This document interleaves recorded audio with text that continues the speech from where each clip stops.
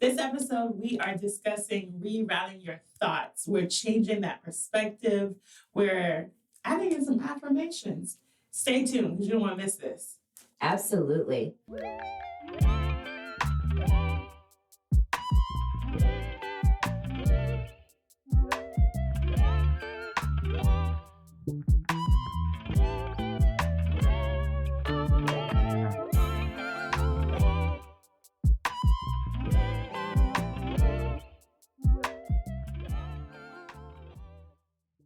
Welcome to Redefining You. This is a safe space where we are inspiring and encouraging others to be intentional about redefining themselves. All right, so this is episode 3, Reroute Your Thoughts. Yeah, let's go and get comfortable in this one. That part, because this is where the I ams matter. Absolutely. Okay, affirmations. Now, I want to start off with, I'm going to get y'all know me. I'm going to give y'all researching everything. I'm going to give y'all the facts. But I want to start off with really just asking you a question. Just off the top of your head, give me 3 emotions. Name 3 emotions. Happy, sad, excited. Okay. Happy, sad, excited. Okay, I like that. All right. Now, I need you to tell me 3 emotions that you currently feel. Right now? Right now. Currently. Excited, exciting, loved or getting love. Okay. Joyous. Okay. Happy, excited, loved. I guess joyous Joy. and excited kind of go together. Let me give you peace because I do have that. Peace. Yeah. Okay. But it's 4 emotions. Okay. It's 4 emotions. Got you. All right. So the reason why I asked you that is because when I think about rerouting my thoughts, right? A lot of the times what I think, I tend to operate in a space where sometimes I allow my emotions to dictate what I think, therefore it dictates how I behave.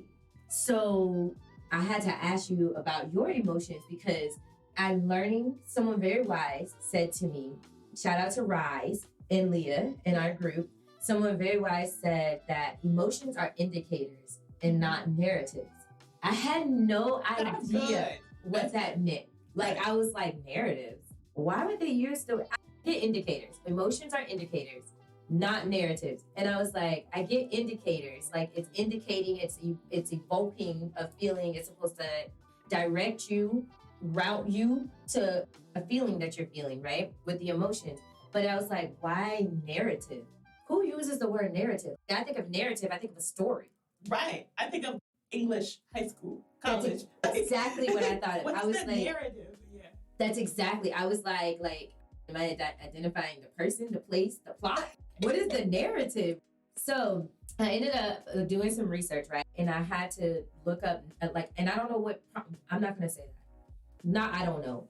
The Holy Spirit led me to Google narratives for therapy. Because I was like, I know that emotion, what we're talking about as emotion and indicators, obviously that sounds like therapy terms. So let me see how narrative play in therapy. There is a whole type of counseling in therapy called narrative therapy. So let me give you a definition of narrative therapy. So narrative therapy is counseling that helps people separate themselves from their problems and their destructive behaviors. Oh, that's good. That's deep. I don't think people think about therapy like that. No. But narrative therapy is a form of like psychotherapy, which is really deep. Like, it's really it's some of that therapy that pulls you from like past trauma, childhood. It's all up in your psyche, like your mind. It goes deep into you. And what I took from that, then I had to go and figure out like examples of narrative therapy because I was like, oh my God, like you're revealing something really deep inside of me. So this episode, just by the way, y'all, is like literally the season I'm walking in right now. Like, it is the thing that I am evicting out of myself. I'm not even gonna say evicting. Let's not even put that in a participle that means it's going on now. Let's talk about past. It's the thing that I evicted. Right. Through prayer, through fasting, through like literally submission and obedience. I am evicting the thoughts that I had that were plaguing me to think that my emotions were my master. They were leading me through all these decisions that I was making. So that's what narrative therapy does. It's good. I'm I telling you. see where you're going, girl. I see where you're I'm going. headed. Come on, y'all. Come on in the room. Right? I'm headed there. So, what narrative therapy does is it helps you identify your values and skills to unlock a power within you so that you can progress and reach full potential. So, let me give you an example of narrative therapy and then I'll go back to that statement. Narrative therapy, like an example of that is without it, if my emotions master me, then I would say, I am Noel, I am tired. Right. I am Noel, I am sad. But narrative therapy, again, it allows you to separate your identity from the actual problem or situation or destructive behavior that's going on right now. So instead, I can honestly, with narrative therapy, it helps you be able to think. And you guys can see I'm struggling because I'm learning this. This is something I am putting into practice right now. And it's okay, instead of I am sad, it's really this situation made me sad. It hurt me, but it's also trying to trick me to have a lack of self-control that I struggle with. A lack of self-control. Therefore, I'm not going to move towards my destructive pattern and behavior. Okay? So let me give y'all the real example. So I want you to think of an example where you can use narrative therapy to affirm yourself, to identify an emotion and its trigger, and you basically identify it and then reroute it. Take it, detach it from the actual, take the feeling and detach it from your identity. So in the same example. So I'm gonna give an example, right? So this is my thing. We're here. I have redefined myself. Right. Like it's been a journey. We talked about it in the previous 2 episodes. If you have not watched the previous 2 episodes, you definitely need to watch the previous 2. So we really need you guys to understand where we're coming from, where we've been, where we're going. So let me give you an example. So I am on this journey recently to redefine myself. So in the past, you know that saying where they say like, the only way to get over somebody is to get under somebody else? Okay, she used to be me. That's what we're gonna say. She used to be me because essentially, like I would, in relationships, if I felt like I was rejected in a relationship, I could still be in a relationship.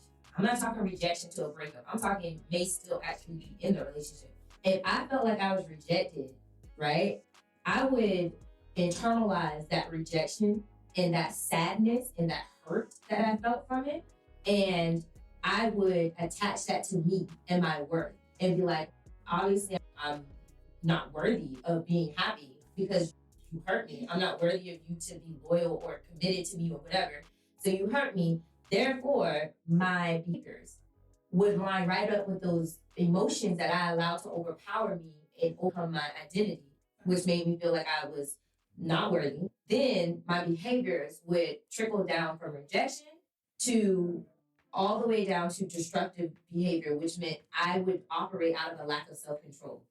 Then I would allow, so if I was in a relationship, somebody would then, if my partner hurt my feelings, then I would seek attention elsewhere. My destructive pattern is I would get attention elsewhere. I would let somebody else DM me, whatever, affirm me. I place a phone call to the ex just because I'm like, oh, you don't like me right now. You hurt my feelings. My exes love me. Total destructive patterns, total destructive behaviors, right? But that was because I was struggling prior to therapy. I was struggling with rejection. I was struggling with my identity. I was struggling with my self-worth. I was struggling with lack of control, like self-control. And I'm dealing with that so deep right now. Like the self-control I have to figure out how to separate the emotions so that the self-control exists separately, because I am a person that is strong enough to operate with self-control, but I would let the emotions lead me. So that's where I'm at. That's what narrative therapy has taught me. And that is what our therapist has been bringing us to understand. So what you got? Tell me what you think on that. And then I need your example. I had multiple examples running through my head as you were speaking, because I think at some point, like just even, first of all, thank you for sharing that, because that's going to help somebody. It's honest. And as you were sharing that, I'm thinking of my own self-control. Like we all have different like self-control. If we really think about it, we all have issues with it. Whether it's in eating, whether it's in something else, we all struggle with that. So, I appreciate you saying that. Like that, I really do appreciate you saying that because I'm hard. Sometimes we're kind of certain personalities. Like I'm hard on myself, trying to operate in this like dang near close to perfect existence. But I appreciate you making it relative to saying like we all do. If I really think about it, like, some people like I'm extremely disciplined when it comes to like my workouts and my eating and things like that. And a lot of people, they always question like, how are you that disciplined kind of deal? And I'm like, how are you not? But then when I think about rejection issues, other people would be able to be like, oh, I don't care what he say, not me. I internalized it. I appreciate you saying that's we all like, and what I'm saying is also some of us don't identify it as is lack of self-control. Right. We name it something else. But when you can take that accountability for yourself and you name that thing, you name that demon, I'm sorry, that's just what it is. Yeah. Then you can start working towards working on it and getting better at it. So I just had to say that for you first. Appreciate that. When it comes to you talking about the self-control, lack of self-control, I guess don't have much to say on it, to be honest. I basically said it.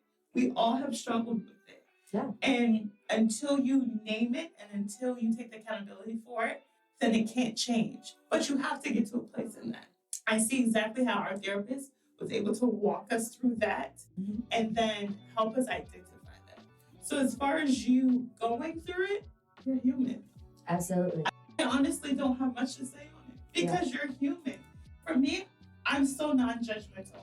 I pride myself in being a safe place for people, being accepting, because as I get to my example of acceptance, that became one of my values and one of my stabilities, I like to call, because I wanted to be accepted.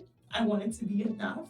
So for me, that's what I give to other people. So when you tell me about something you're struggling, it's like, okay, you're human. Right, gang. That's why I love her, because like she seriously is. She's definitely my safe place. The sounding board when I'm like falling apart and like she's had to laugh because I'm like, you're fine. No, I'm not. Like, where are you? In the bed? Like, safe. In the bed. You're fine. It's okay. Every time. The world is like burning down around me for some reason. But that is literally, I'm telling y'all. That's how you feel. There you go. That's how you feel. I'm telling you, those emotions try to master me. And I'd be like, warring against emotion. They master us until you get a control of them and you realize, like Kim used to tell us, yes, facts versus feelings. Every time. Shout out to Kim. Shout out to Kim. And Kim Peak at Avocation Counseling. Absolutely. But not only that, this ain't that. This ain't that. And what we also talked about even this morning, like going back to your default place. Is your default place where you used to be, or is your default place where you are now?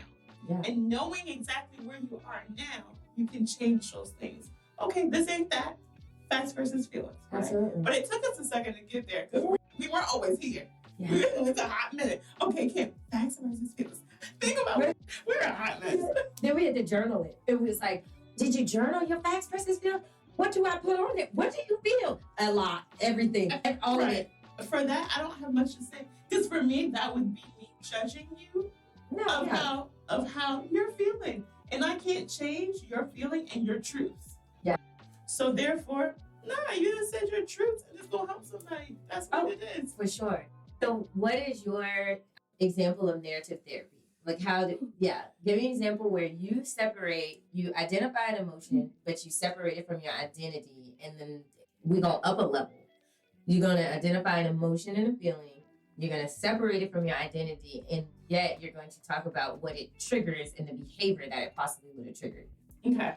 So mine can brought two into one, but I'm going to use my example of not being enough. Okay.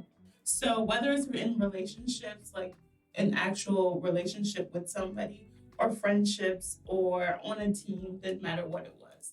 In my head, I'm thinking, knowing, but the feeling of I'm not good enough. I'm not as good as the person next to me. I see how great they are. However, I let doubt and fear and those thoughts creep in that now tells me I'm not as good as them. But the facts on paper would be completely different than what I was thinking. Okay. So now that those feelings, now that I'm thinking that, the behavior, the feelings that started happening, and then the behavior that started happening was I make it quiet, I make it silent, I make it go into my own little shell. I may, like I said, shy away from people. I may just I would have it became more of a thing for me of inward. I'm trying to get my thoughts together. Of it became inward. So now I may not be performing at things as best because I don't think I'm as good as them. When really, on paper I am. But those facts didn't matter to me because the feelings began to take over. And so now I'm not performing as well when I used to be. And so that's how I had to start doing that. And what Kim walked through with me when I used to think that, and that really comes from some childhood trauma, obviously, what it really stems back to. But as we began to talk through it, and Kim started saying, let's separate the fact versus the feelings. Okay, you're a nurse. I'm going to use that example too. You're a nurse. Then you go to nursing school like everybody else. Then you pass the test like everybody else. To become a nurse, you had to pass that. So what makes you think that you're not as good as everybody else? When you go and take care of your patients, don't they love you just as much? Then you become a charge nurse over a trauma unit. That's a big thing. So aren't you just as good? Absolutely. Those were the facts. But once again, those facts could have been there. However, what I was feeling showed something different. I would start to second guess myself of, I did this assignment. Is it right? Is everybody going to like it ever? And that kind of goes into people pleasing too. I had that issue also. And so it's all those little things, people pleasing, second guessing myself, changing things that I knew that I wanted to do to make sure somebody else was comfortable. Because if I did it, it may not have been right, even though I know it was. Right. And going off of what I like to say, Holy Spirit has led me, those were basically my feelings, and those dictated those behaviors. Yeah. So you operated in your emotions, in my emotions, in fears. Yeah, they told the story as opposed to indicating and evoking a feeling, and just being able to say, "Hey, I'm feeling less than in this moment."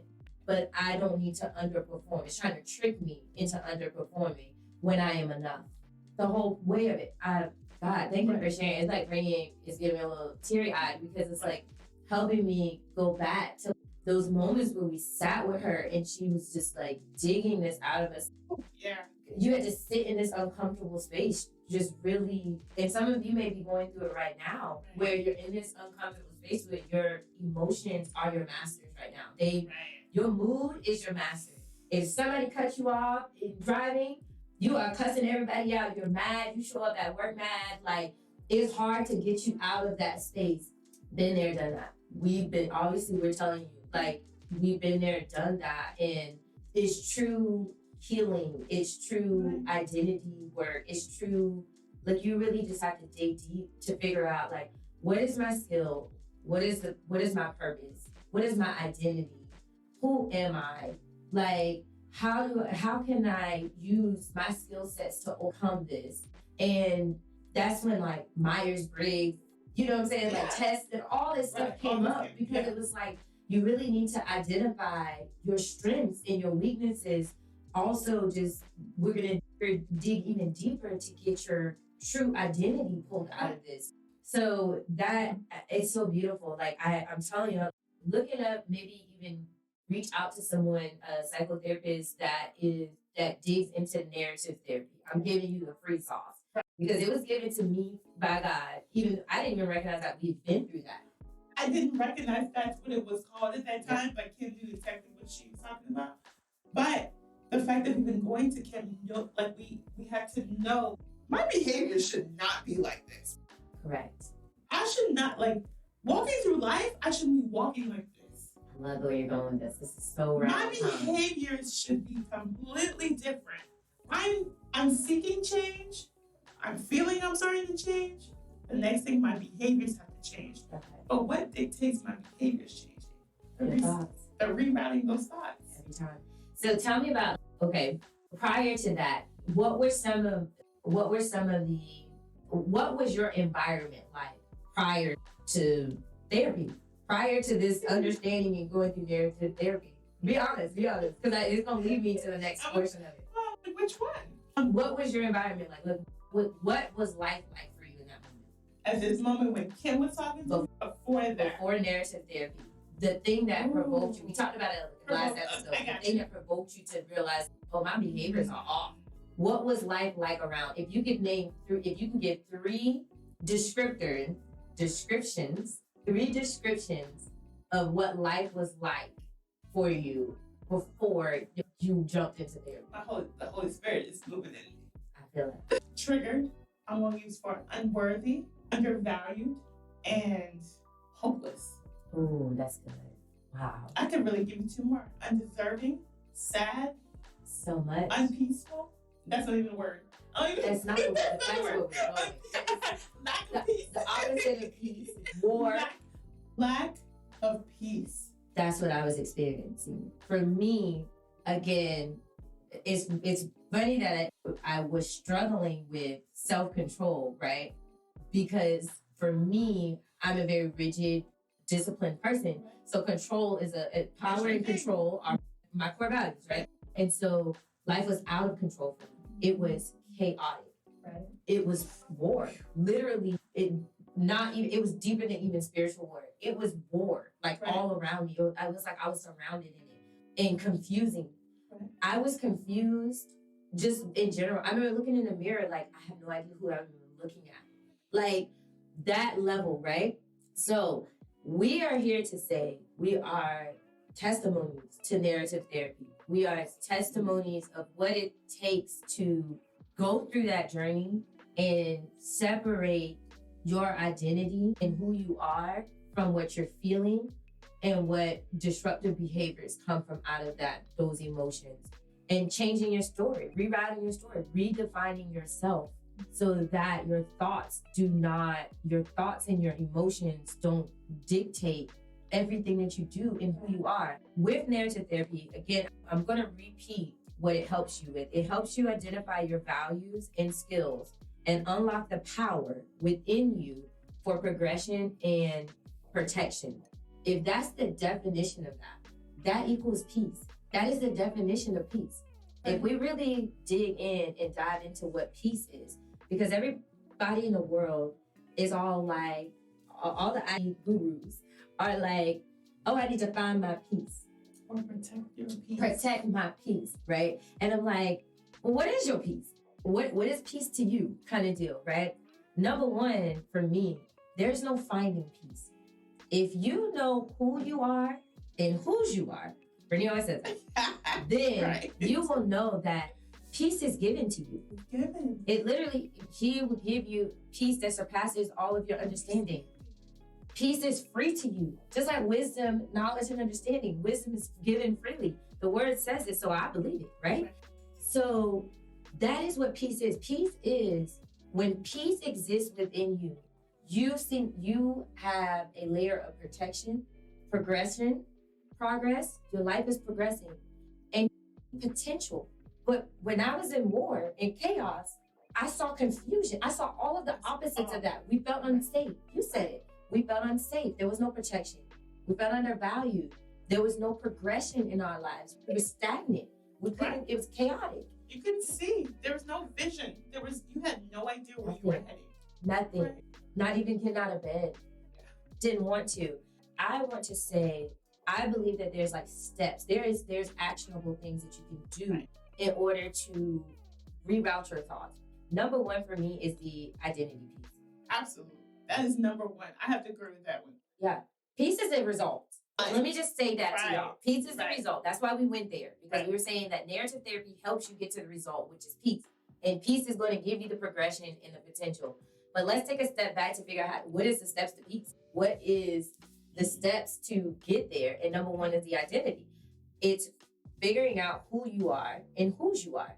Because it's deeper than just and some people may get into therapy or get help in counseling or whatever, and they may help you with your identity as far as for identifying your skills and your core values. And those steps are very helpful. Like that is you figuring out your identity in the natural state, who you are as a person. But there's another level to identity.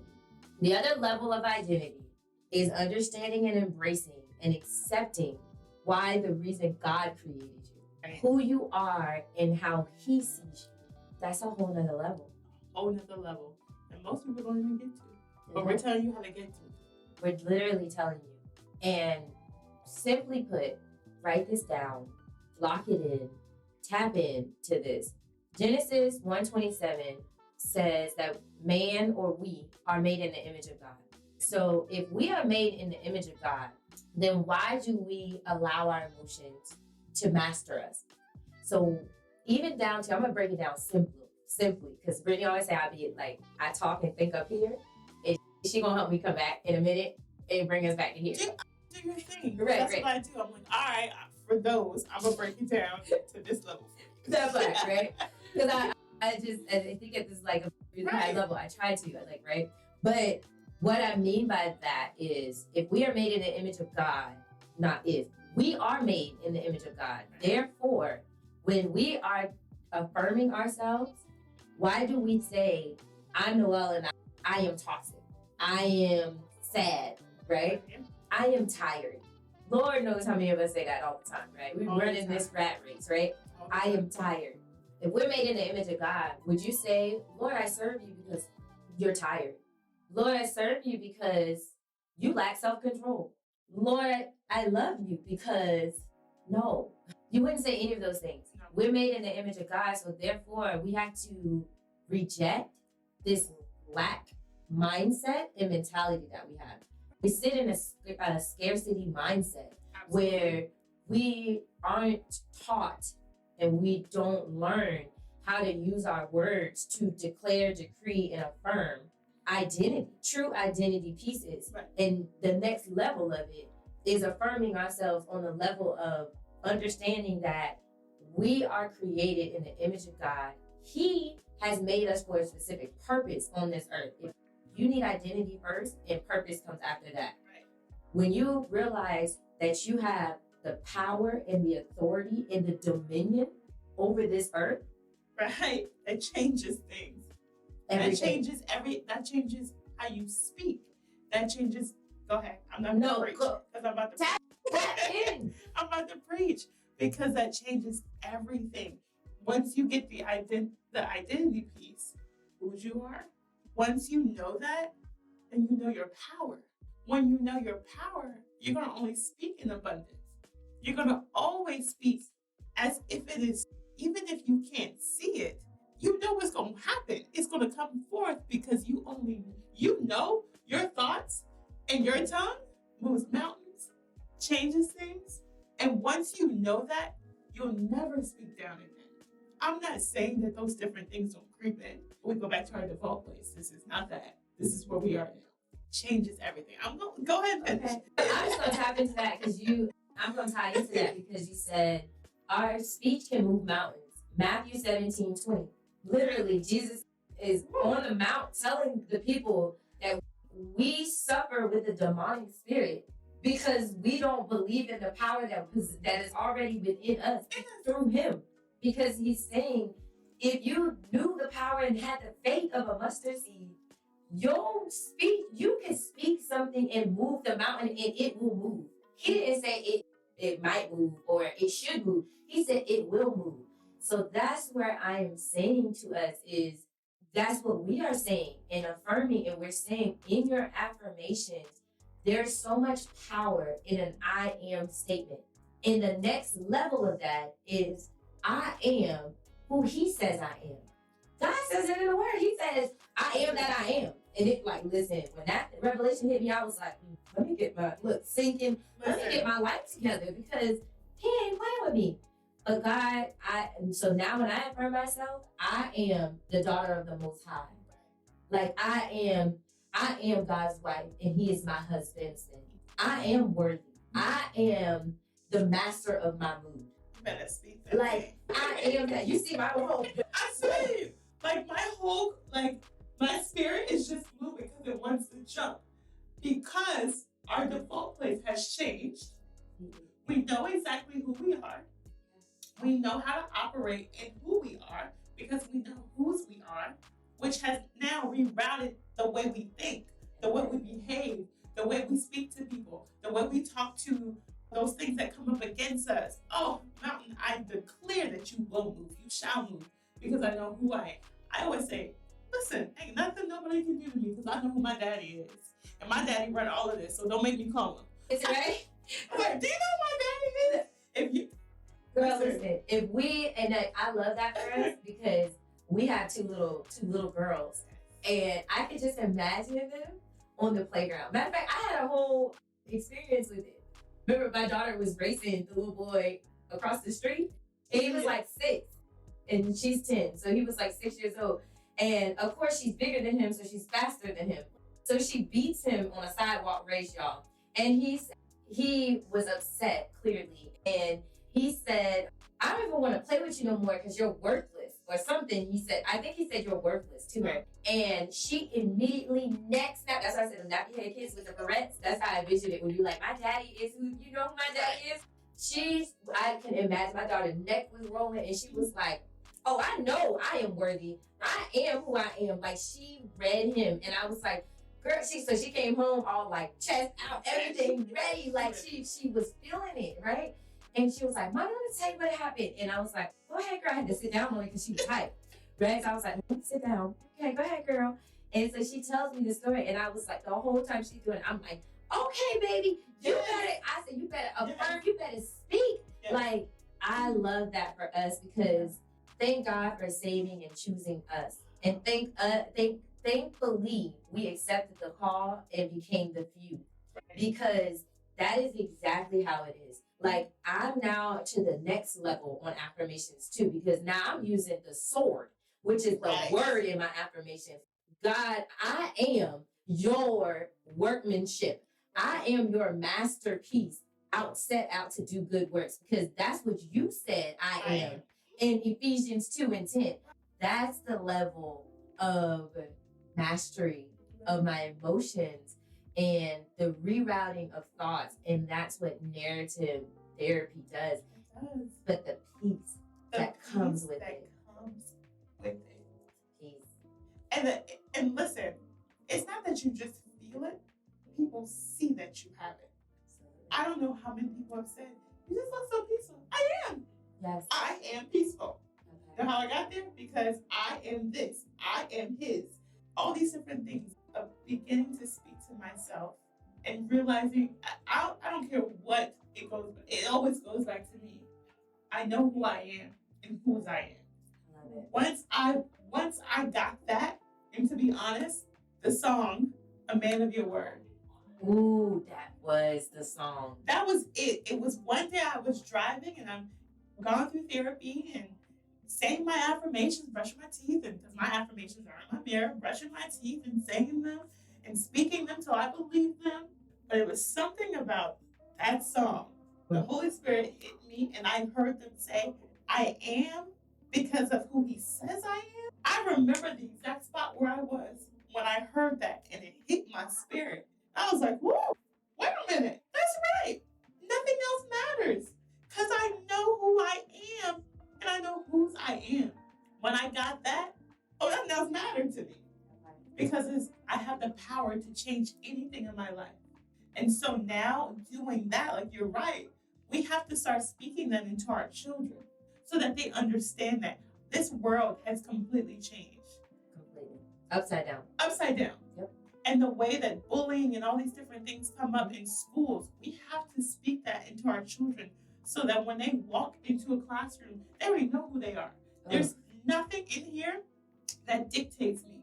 Whether they get something or they don't get it, it does not change their narrative, right? Girl, that's right. It brings tears to my eyes. I have to say, I've heard by this great person of mine that always says, I didn't have a bad day, I had a bad moment. And when you can change that perspective of knowing I didn't allow the narrative or my feelings in one situation to dictate the narrative of my day. It's just an indicator. It's just an It's a moment. It was an indicator that something happened. I didn't like it. Okay, I felt it. I didn't allow it to shift my whole entire day. I had a bad moment. It's just a moment. That's it. And guess what? I let that moment go because I know who I am and whose I am. My daddy runs. He runs this. So it doesn't even matter. I move past it. Either I have a solution to the problem or I keep moving until I get one. There you go. And you just move on with your day. Yeah. Peace. In peace. It's peace. It's in peace. It's peaceful. I want to talk on the two of those things that you said. One that hit me hard, which is like why we need to teach our children this, and we need to speak and affirm our children. Because I think about all the stories of the minority children that go to school and they hear from a teacher that they'll never be anything.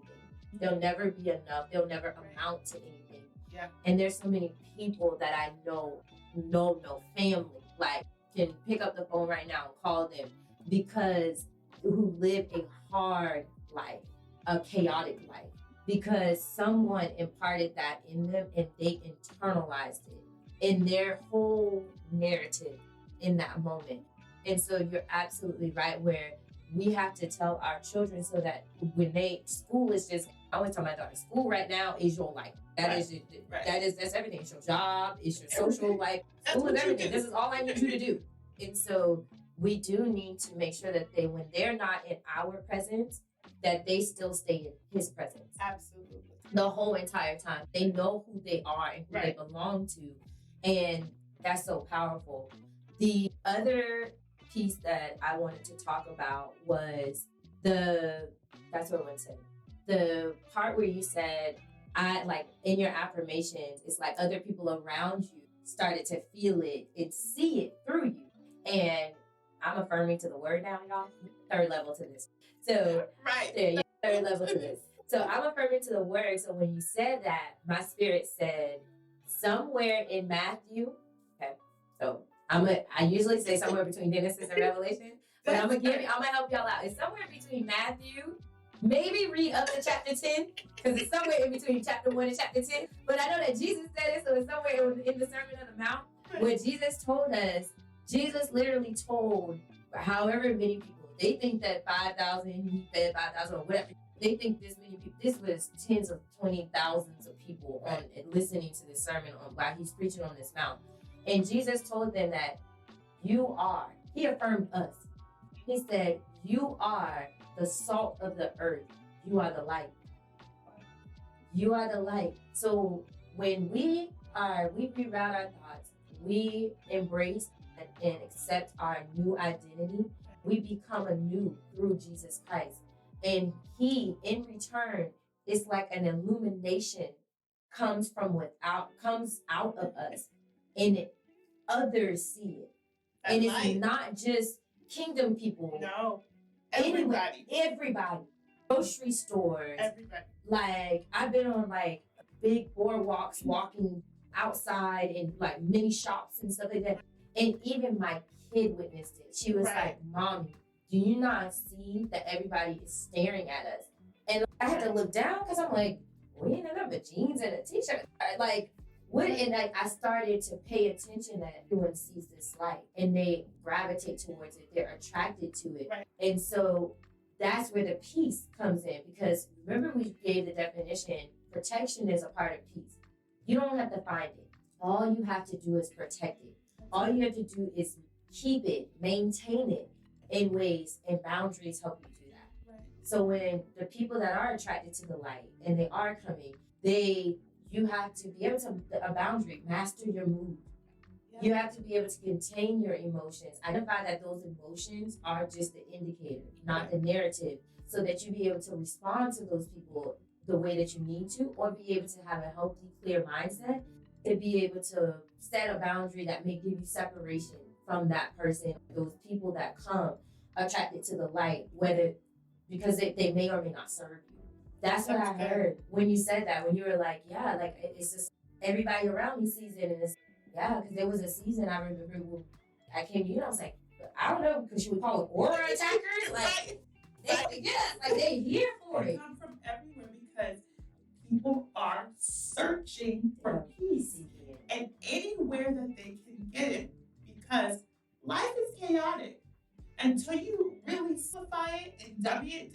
and I hate to say that, but that's to me what I hear. Bring it down to simple living, because my dad always says, Yes. life is real easy. We just complicate it. We make it hard because we add in all these different things that start taking away the peace. We get overwhelmed. We get overwhelmed by jobs, people we don't need that come in with their own confusion, extra things we take on that we know we can't take on. Capacity. Don't have nothing. So we add in all these things, and our peace slips away. Yep. Because you have it. It's already there. It's these distractions and different things that start taking away. Yep. That's when we talk about stress. I'm a nurse. I'm sorry, guys. Yep. All these physical things come to me. I can tell when a person's stressed. You can look in their face. Their face starts changing. Their demeanor, their behavior starts to change. Their environment starts to change. Absolutely. They're not as clean or whatever the case may be because their peace is gone. Absolutely. But if they start getting rid of those things that they don't need, putting up those boundaries that she talked about, the peace, it just comes back and you protect it. There you go. Hold on to it. And that's where we're at. We're testimonies to say we are on the other side of this. We have got a sample of this peace and light. And it's like, won't a soul take me out of this space? I remember when we're in that moment when we're, ooh, what's this? Do you feel it? I don't know. We were like, do you feel it? And then somehow, I don't know what we had going on. And it slipped and we're like, oh, come back, right? Because we got a sample. And then we started, once you said, people was like, oh. Yeah. Because confusion is attracted to the peace, right? Because a lot of people are seeking it, right? And so I don't know if we were trying to help too many people or what we were doing. And that piece started going, like, hold up, wait a minute, I don't know what happened. Come back, I gotta let go of some things and people. Yes. And it's so crazy. We had to reroute everything. And we thought we were, I remember at one point during that season, I think in my head, I was like, maybe if I just get back to my routine and I get in the tub and all this stuff, and it was like, none of this is working. And then I remember you telling me, it was like, have you been journaling? Well, let me look. Like, I was desperate. Let me look. All right, it's been like 18 days. What have I been doing for 18 days? That's why your thoughts is all over the place. It's spiraling. Just going down to a pit. Digging way deep.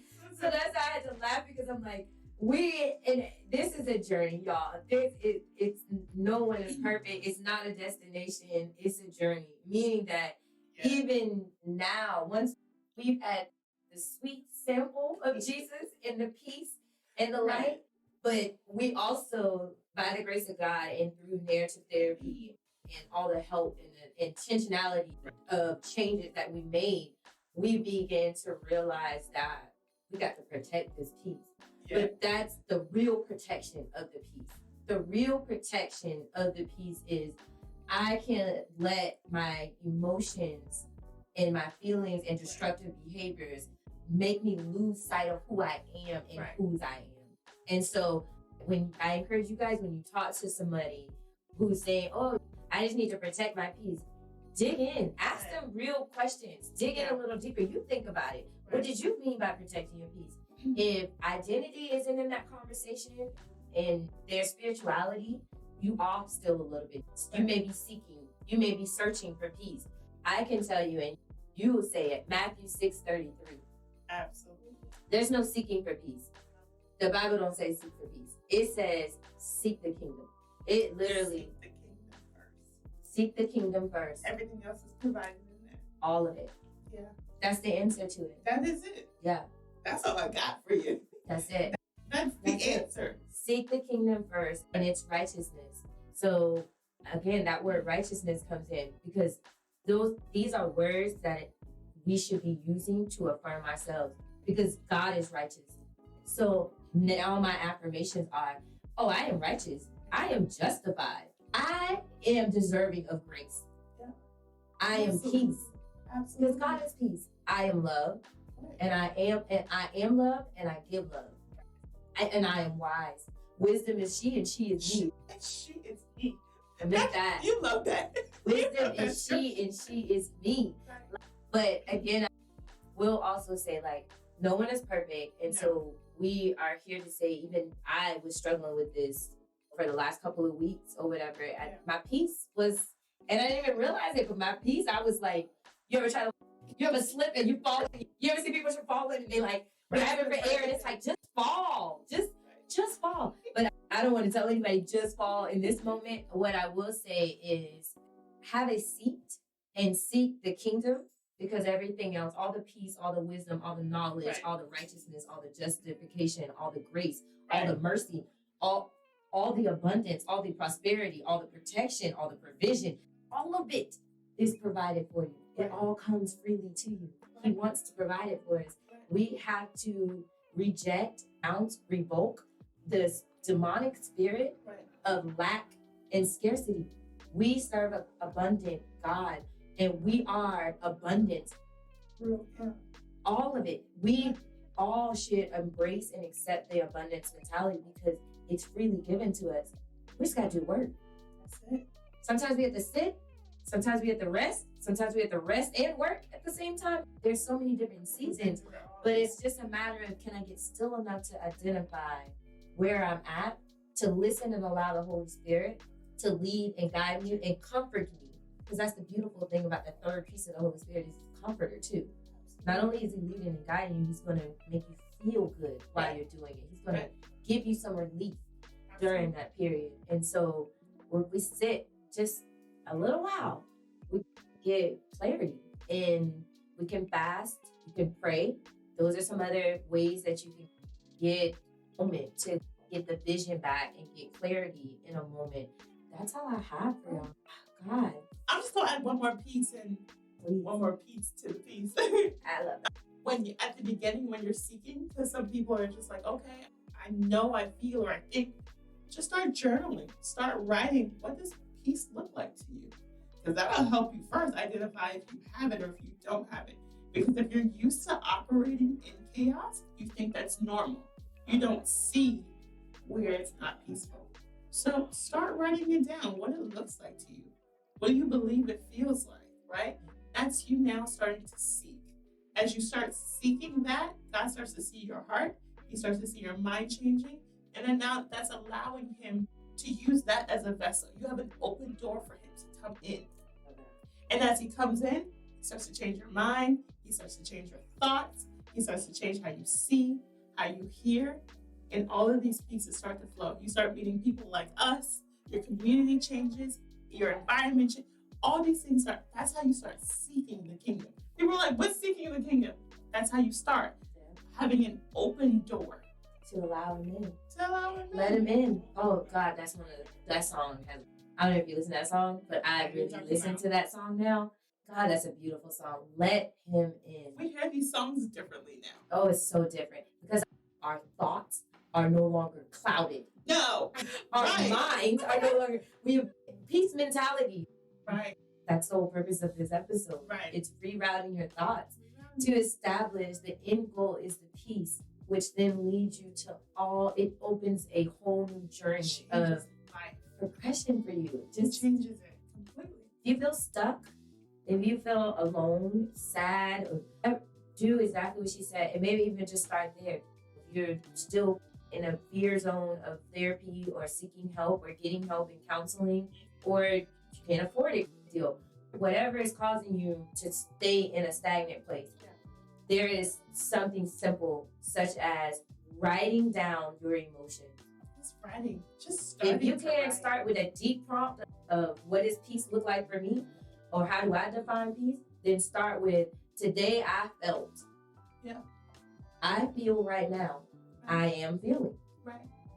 Because that's a whole other different thing right there. With I am feeling sad versus I am sad. Right. So that's just start somewhere, because that is, like you said it so beautifully. You can't articulate it any better than that. That just opens the door for God. He sees, he's a discerner of our thoughts. He sees your heart and he discerns your thoughts. And that just opens the door for him to come in and try to help you. But you got to let him in. You got to let him lead you. You got to let him be the master of your life and you master your mood, because that is the thing God gives us, free will. That free will is that he is hoping we use that free will for self-control. I'm going to add one more thing. Oh, we can go all day. As long as y'all listening. This is one more thing, because this is like an action step that you can do. Because I started thinking this morning in the shower, that's my place where God talks to me, one of the places. And we always have a word of the year. And then we have to bring ourselves back to that word of the year. So I was like, ooh, this morning when we were in our prayer group, in our Bible study, we were asked to think of a word for the week, right? Yes.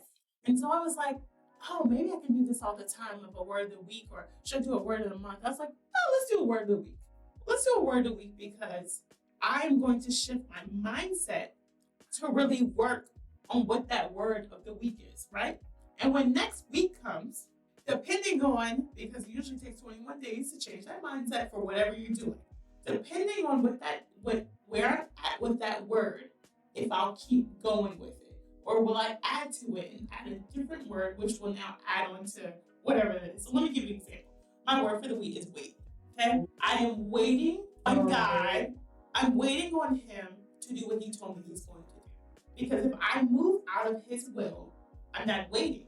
If I move out of mine, if I move on what I'm feeling, because I'm feeling down, I'm feeling like I need to shift and go because things aren't happening the way I want them to. So out of feeling, then I'm shifting out of what he wants. So I'm learning to wait this week.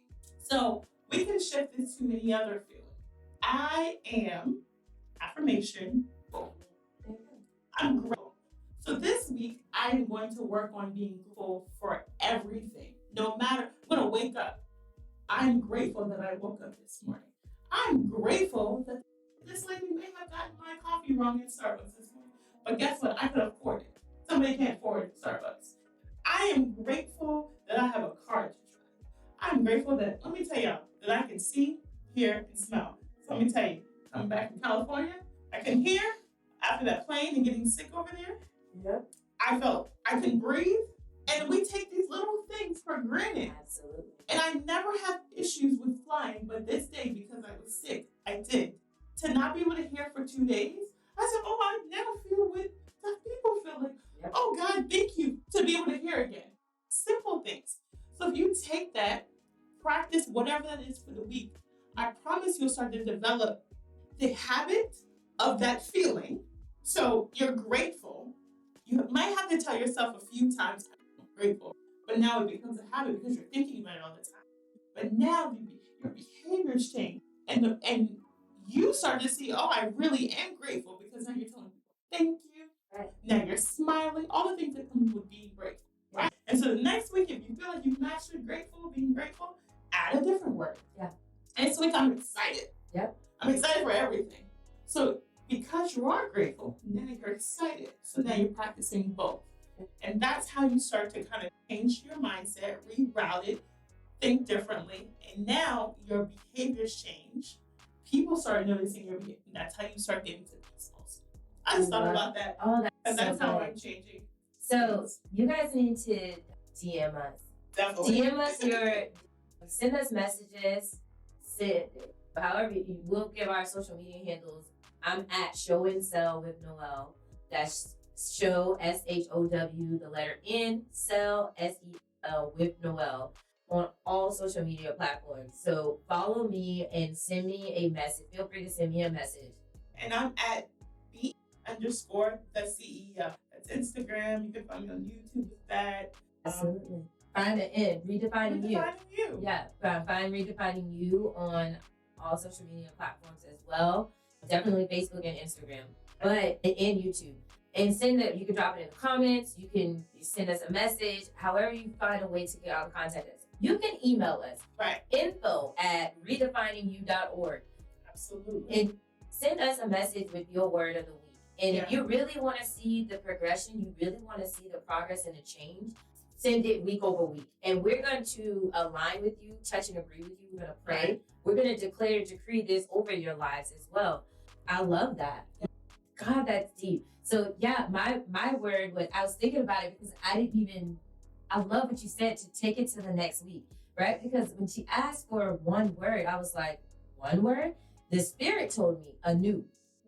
So I was the first one to type it. I just literally typed it in there before she was even finished asking for what we were going to do. It just hit me, anew hit me, right? Because God is reminding me that I have been made anew in Christ. So those old things have passed away. So when I had to give the eviction notice to rejection and lack of self-control, those old things have passed away. I am anew. I am anew in Jesus Christ. I am identifying myself as a follower and a believer of Jesus Christ. Therefore, my next word, I am his masterpiece. And once that sink in, can't nobody tell me nothing differently. It don't matter any level of rejection. I am his masterpiece. I am still loved, and he still claims me. He still calls me daughter. He still calls me wife. I am his masterpiece. And so we're telling you right now, affirmations work. They work because you begin to really believe them. Because not only believing, you start to act. That behavior starts. Like when people say, keep saying it till you believe it, or keep acting till you keep doing it. Keep saying while you're brushing your teeth. And I'm in the wait. I'm waiting on God because I know he's going to do something better than I could ever do.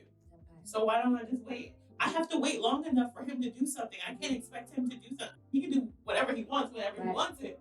However, he is my Father. He knows what I need. He knows my every move. He knows his move. I'm going to wait on him. Yeah. I am patient. I am convinced that God's promises will be fulfilled for me. Absolutely. I am deserving of every promise that is over my life. See how so many things come out of it. I'm affirming for you. I am all of these. I'm with her. What are you waiting? But no, she waiting. I'm waiting. Like something coming. Mama's coming. I'm so sorry. I know that is so funny. Little girl at my daycare loves her mother because she says this all day, every day. Mom coming? And it's just, I just feel that's so ingrained in me. It's, what are we waiting for? Because it's something, our heart should be in a place of expectation. Expectation. All because the time. When you're in expectation, it comes. It happens. Okay. You gave us space. You ever said, oh man, I was just thinking about that. And it happens? Yeah. You're in expectation. There you go. Don't miss me with the coincidences and the universe did such and such. No, literally, he wants your heart to be in alignment with his heart and his will and his ways, and he discerns your thoughts. If you place yourself in a position of expectancy, you're bound to. It's faith and belief. See it, speak it, believe it.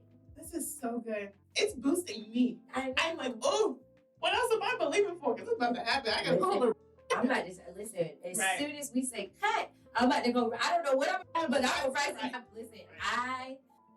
I think one of my favorite things about myself is my level of belief in the big God we serve, and big in all caps. I have to give you that.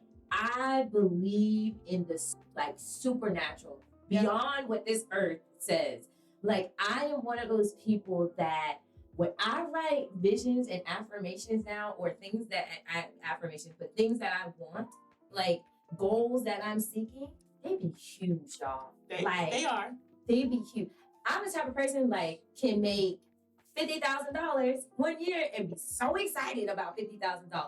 And I would turn around and in 6 months, I'm going to write down that I am deserving of $200,000. And that's going to happen. That part. I put it down, make it clear. The word says, write the vision, make it clear. Man maketh the plan and God orders the steps.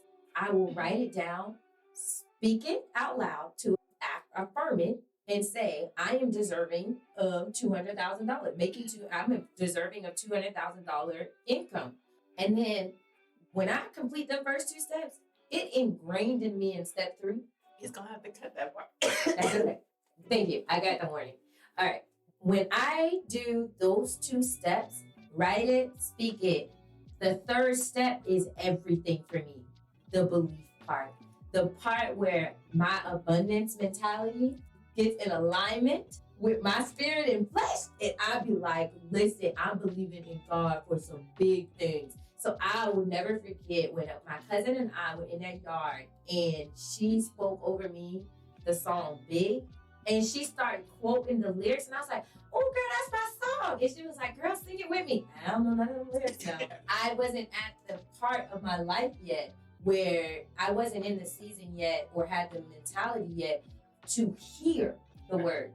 I heard the words, but I wasn't listening to the words. But now, everything. Like, I realized what she was saying in those lyrics and what that artist was saying in those lyrics, and I was like, oh my God, it's gonna be big. Like, everything that you do for me is big, but it's bigger than me. Oh, definitely. Because what we think is big, he's gonna exceed that. Every time. That's what abundance mindset tells you. So when you write your affirmations, it's the next level. I told you I keep giving y'all next level. When you write your affirmations, we may be believing God for 40 people to watch Redefining You, right? But God, we serve a God of abundance and does supernatural miracles. He may be like, you believing for 40, but I'm going to give you 40,000. I'm going to give you 4 million views. And so that I'm so excited to even say that, right? So this is the type of affirming that I do.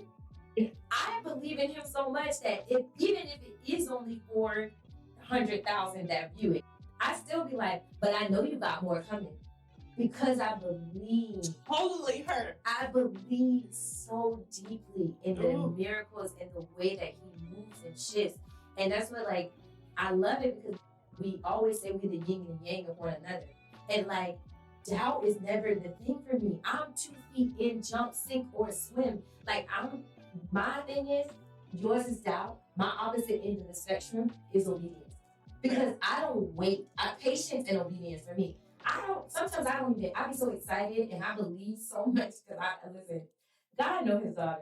Because if you happen to say daughter, when y'all hear God say that, I'm like, oh God, okay, what did I do that I didn't wait for your confirmation, Lord? Because that's me. I believe so much that I jump 2 feet in sometimes and I'm not patiently waiting the vision out. God will give me a piece of the vision because he'll give you a piece of it. He'll give me a piece of it. But I take it and run long. Let's go right now, today. And literally, I was like, piece is gone. Wait a minute. And this is me at the bottom. But did he even tell you to do that? When you know what? I heard, but I did hear it. Because I know what I hear. Like, I am close enough to know and understand what I'm hearing from above. I know what I heard, but she was like, but what else came with? What actions did he tell you to do? What's the other directions?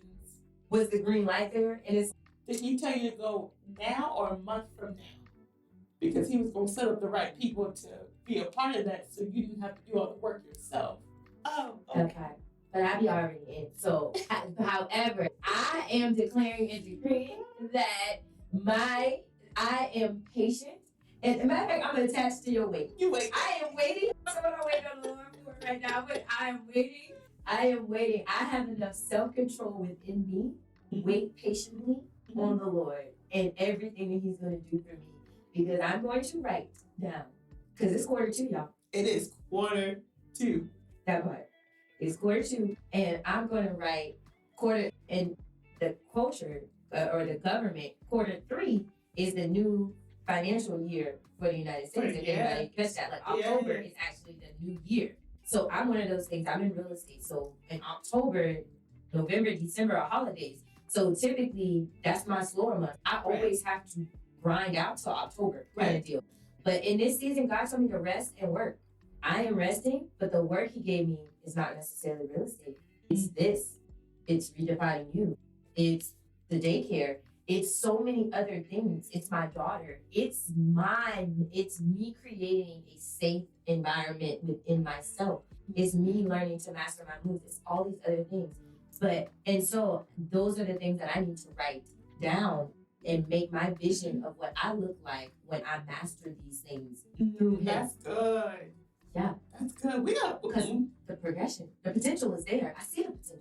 But I got to get moving towards those things in the progression. Like showing up here today is a big step for me. You saw how I got the car. I was like, girl, listen, we ready. And then like all these things happened. It was like, I'm still not, that was a moment because we need to speak on what we're going through. And so the progression is there.